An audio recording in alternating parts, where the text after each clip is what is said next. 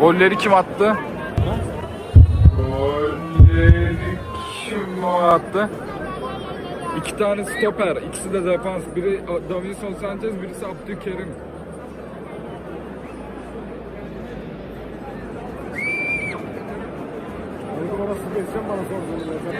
Bir daha soruyorum.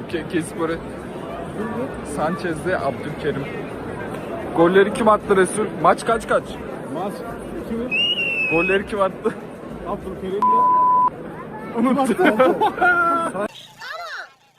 ben belki alkollü olabilirim. Sanchez. Tamam bir daha sen. Kurgu videoyu beceremedim. Maç kaç? Maç 2-1 bitti. Brunstein. Kim attı golü? Sanchez attı. Evet, Abdülkerim ve Sanchez. Tek seferde bildin, helal olsun. Hemen hatırladın. Hatırlarım.